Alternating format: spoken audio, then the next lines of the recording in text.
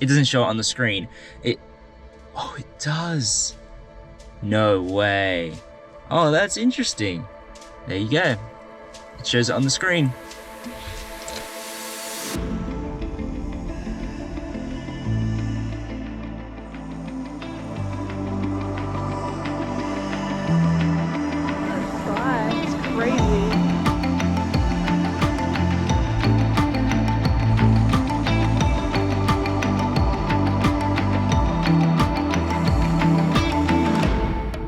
GoPro have just released some new accessories for the GoPro Hero 8, so we're going to test those out, and this will give you better quality video for both live streaming and shooting videos creatively. In this video, we're also going to show you the differences between the Max and the Hero 8, and finally, we're going to show you how easy it is to start live streaming with these cameras.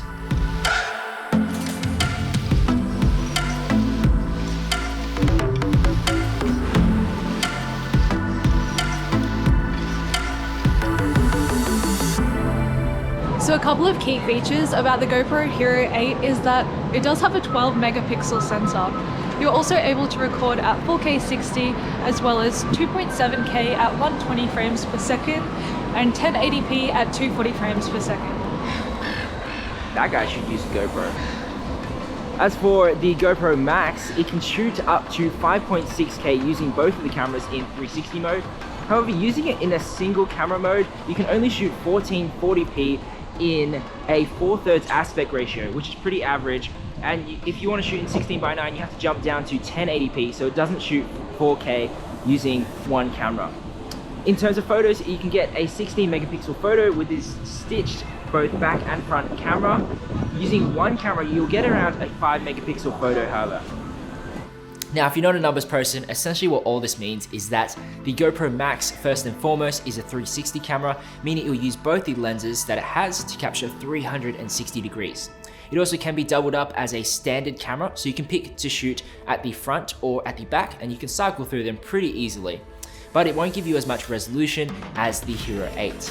As for the Hero 8, it gives you 4K, which gives you more resolution, it gives you more frame rate options for great slow motion, and it also gives you 12 megapixel photos, so that way if you're traveling and you just want a standard photo or video, then the Hero 8 is probably the one to go for. So starting off with some of the differences, although both cameras are waterproof, the GoPro Hero 8 is able to go up to 10 meters underwater in comparison to the Max, which is only able to go 4.8 meters underwater. With that being said, using the Max underwater, you'll find the image to be a little bit softer compared to the Hero 8, and it's because the lenses aren't calibrated necessarily for underwater use. Hopefully this will be fixed with a future housing. Since we have a whole lot to cover in this video, we're going to jump straight into some test footage comparing the Hero 8 to the Max in just the standard video format. Now, straight off the bat, I do find that the Hero 8 is a tad bit better with its Hypersmooth, now with Hypersmooth 2.0, and the Hero 8 also has a boost option which will stabilize your footage even further. As for quality, we are shooting both in linear mode, which they're handling pretty well. I do find that the Hero 8 does also give off a little bit more detail compared to the Max. In regards to exposure, I do find the Hero 8 does overcompensate a little bit more with exposure, making sure that your subject is exposed. Compared to the Max, it does it more so as what the eyes can see. By far, one of my favorite features in the GoPro is the slow motion. The 240 frames per second in full HD is super fun to play around with, but as you can see, it is a little bit grainy in a lower lit situation. Compared to shooting in 2.7K at 120 frames, you are going to get a better image, but it's not as fun or not as slow when you play back.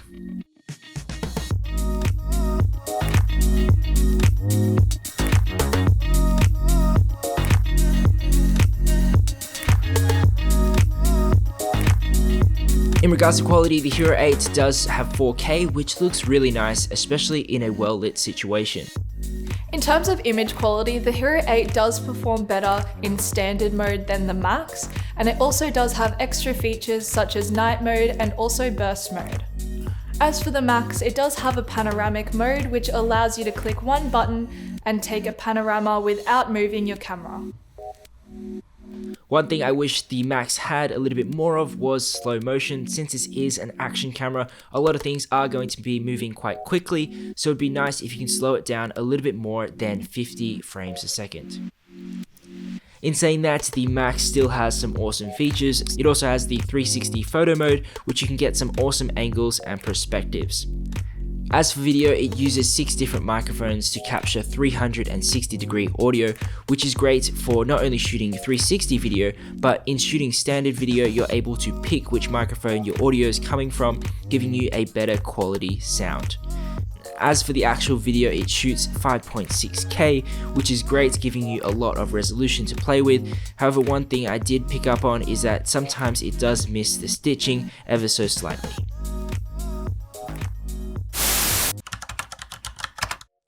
So to live stream from your GoPro, it's really easy. All you have to do is connect your phone to your GoPro, which I've already done. Now I'm just gonna swipe across to live, where you'll either select Facebook, YouTube, or RTMP, where you'll be able to add your own link to live stream.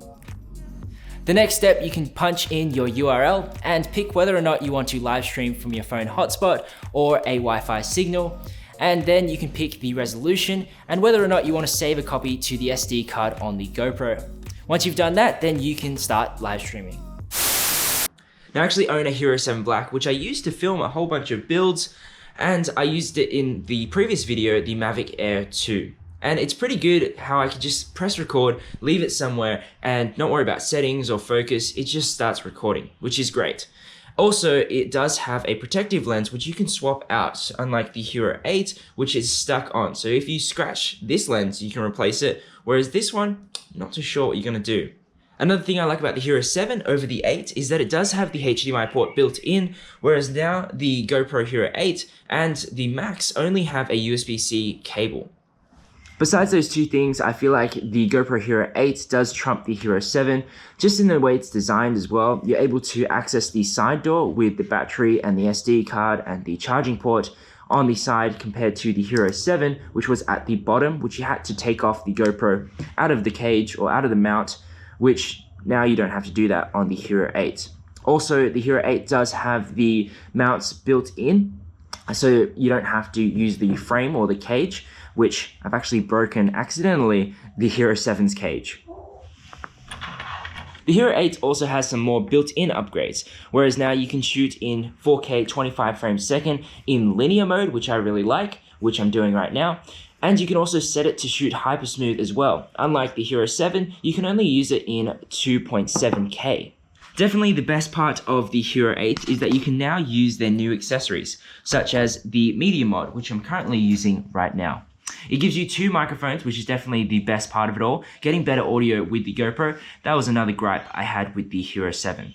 It gives you 2 microphones, one front facing, which I'm using, and one back facing, just in case you wanted to do more so of a voiceover, and you can decide to use them in conjunction with each other. The Media Mod also gives you 2 hot tune mounts, which allows you to add a microphone or even their brand new LED light. At the back, you'll see you have a microphone input, which is 3.5, which is really nice, and you have the HDMI output and a USB-C charging port. Now, this is really nice that you're able to charge the GoPro really quickly, but keep in mind, this does make your GoPro not waterproof. The second thing I found while using the Media Mod is that it does seem to deplete my battery just ever so slightly, a little bit faster than using it without. Now, this is a bit annoying because GoPro batteries already aren't super great. It would have been cool if they actually implemented a battery in the Media Mod. That would have been awesome. Now switching over to the light for a second, it has 4 different modes: a low brightness, medium brightness, high brightness, and a strobe mode. And to charge it, it just takes a USB-C cable. It has one button to cycle through the modes and turn it on and off, and it comes with a diffusion sheet, which is quite nice. The only thing I'm a bit confused about is that the light is waterproof, the Media Mod is not waterproof. It does come with a buckle, but there's really nowhere to attach the light without the Media Mod at the moment. You can get third-party accessories to attach it, but it sucks that it doesn't come with the actual light itself. Alright, so testing out the Hero 8 Black with the Media Mod, and I wonder if you can tell the difference between the audio. Now let's ride down my street and see if you can hear the audio difference. So, I am skating, so it is a little bit windy, so hopefully you can still hear me clearer on the Hero 8, and I'm not sure about the Hero 7.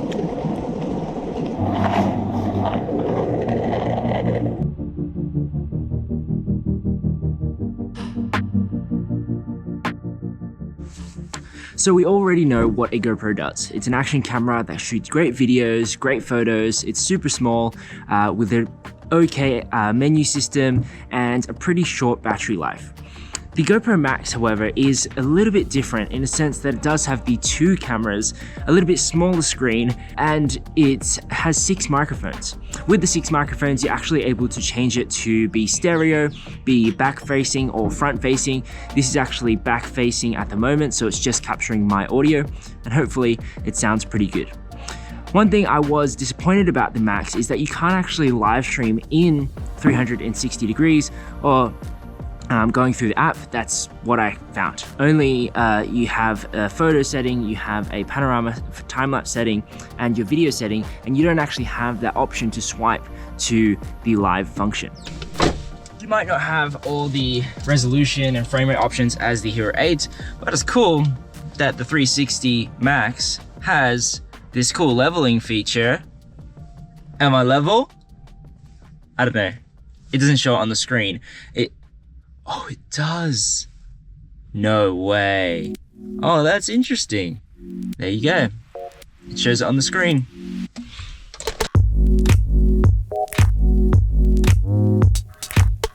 If we purely take away the resolution and frame rate options of both the Hero 8 and the Max and focus purely on live streaming, they both are great live streaming tools since it's so easy to live stream through the app. One thing to note though is you do have to connect your phone to the GoPro, and this can be intermittent at times, so I would recommend jumping on a little bit earlier on the live stream if you've notified people that you're going to be on. If you do, however, want to do a little bit more heavier live streaming, such as switching between different cameras or even changing between graphics, I would recommend going for maybe the Hero 8 with the media mode. Now that you do have a HDMI port, you have a better microphone, and if you get the new screen and you're filming yourself, that could be super handy as well. However, if you are looking just to live stream in the easiest way possible, I would recommend to go for either maybe leaning a little bit more towards the Max, since it does have both the cameras. You're able to see yourself on one of the screens if you wanted to. And in terms of price wise, you're going to be paying it somewhat similar if you do get the media mod with the Hero 8. What a roller coaster. I'm currently having a little bit of a headache at 11:40 p.m. at nighttime because I was trying to download the footage to my computer and get it into Premiere, which I currently use a Windows computer as my main workhorse, which I also do have a Mac laptop, but it's not as powerful as this beast. So I've downloaded the GoPro app, which is called Max Exporter, which they don't currently have their VR player set for PC. So this is more so just converting your footage so that way you're able to use it in Premiere or After Effects. So I've done that, and every time I try to export through the VR Max Exporter, or whatever they call it, it keeps crashing. So looking at some other YouTubers, they said that you just have to use their app, which is pretty good because the app works very well. You're able to reorientate your phone and you can actually look around your footage. You can zoom in and zoom out and to see what you're doing. And it also has a feature where you can record that as you're walking around and moving your phone. You can actually record those movements. So it should be a little bit easier than setting keyframes individually on your computer anyway. The only downside is that you do have to connect to your GoPro and there's no cable or anything, so you have to do it wirelessly. And if your GoPro maybe decides not to want to connect with your phone, that may cause some issues. So it is the next day, and I downloaded all the clips last night, which took about an hour to do, so I just decided to go to bed and sleep it off. And I'm still aiming to get the video out this afternoon. So currently I'm just going through the 360 footage, which as you can see on the app, if I move my phone around, it moves it around in the space, which is so cool.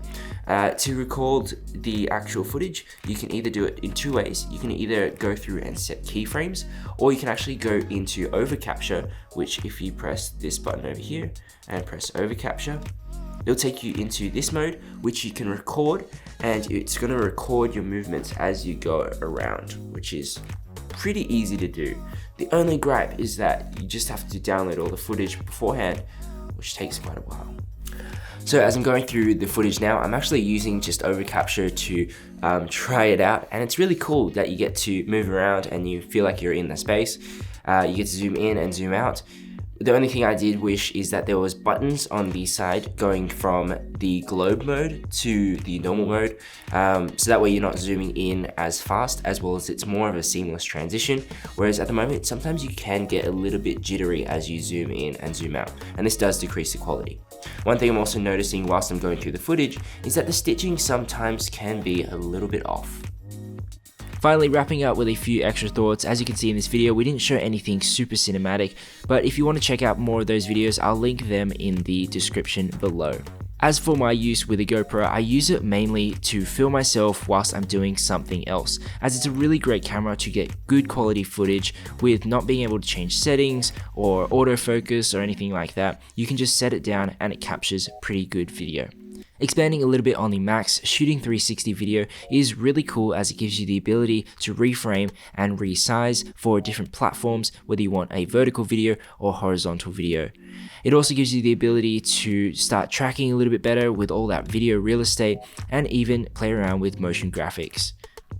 As for the Hero 8, a few things worth mentioning is that the door of the battery and SD card does pop off quite easily, so keep that in mind that you don't lose it. Secondly, if you are using the media mod, there is a dedicated notch for your thumb screw, and as you can see, the screw goes in on the opposite side compared to the original buckle. This is not too bad because you can use the screw on the other side, it just does scratch up the media mod just ever so slightly. Both these cameras are great for live streaming as they're super easy to set up, as well as they stream directly to platform with no cables. If you're deciding whether or not you want the Max or the Hero 8, the Max is definitely for those who already have maybe a GoPro and are looking to get something new and add something like 360 video to their arsenal. Okay. If you're not looking to do 360 video, then I definitely recommend going with the Hero 8. Not only do you have amazing resolution, but there's also faster frame rates, better slow motion, and just an all-round versatile camera. If we've missed anything or you have any questions, pop them down in the comments below. Whilst you're there, make sure to like this video and check out the link in the description where we have more information on all of these products. We do host a lot of events at our store which are live streamed, so if you would like to purchase a ticket to that, the link will be in the description below. Check out our Instagram where we do frequently run giveaways, and we'll see you in our next video. Bye!